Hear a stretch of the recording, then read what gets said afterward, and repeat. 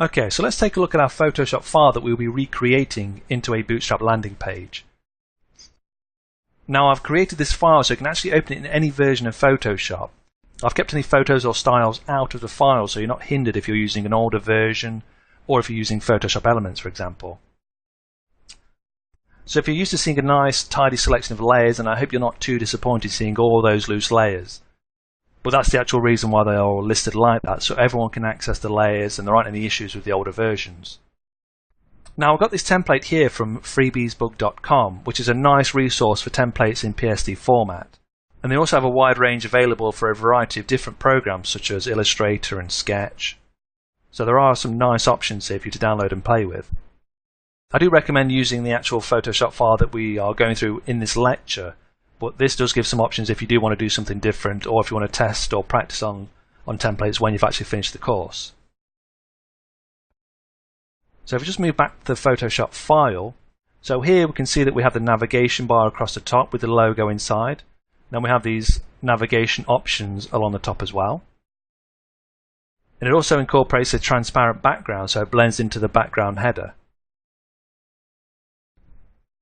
Then under the navigation we have a nice hero section that contains the main background image and also some header text or introduction text along with a call to action button. Now here we can see that it's meant to sit inside a carousel as we have these three indicators along the bottom of the hero section. So we can assume that each title will be scrolling along the background as the page is being viewed. Again, you can have whatever information you want in here. You don't have to have the button, or you can have more than one button. You could just have one line of text or no text at all. It's entirely up to your specific requirements. Then we have the About section that includes some of the main features or benefits of the app. And again, when we get to creating the site, you can have whichever benefits you like into this section, either for your business or the product that you are selling. Then we move on to the Design section, which has a generic screenshot. Obviously there's nothing in this one, but you can obviously add your own app screenshot or your own product images. And I'll show you a great resource for creating screenshots as we work our way through the lectures. Then next we move on to the Community section. So this looks like it gives examples of the type of images that their users are using, with a couple of examples here. Then next up is the Sign Up section. So next is the Sign Up section, again with a nice large background image and a sign up form. Now we'll add the sign up form in here, but we won't actually be linking it to anything because this is just an example page. But you could actually easily have it linked up to a service such as MailChimp or something similar.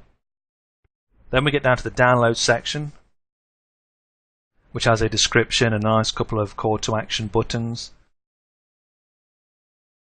And then at the very bottom we have a simple footer with some credits and the logo. So you can actually see that this page is nice and clean. It certainly looks professional, ideal for all sorts of uses such as a portfolio, an app landing page, or a new product or service launch page. So there's a variety of things that you could use it for.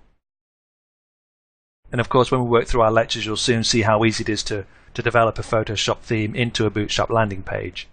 But now we're actually going to move on and take a look at the BootStrap model and find out a little bit more about it within the next lectures.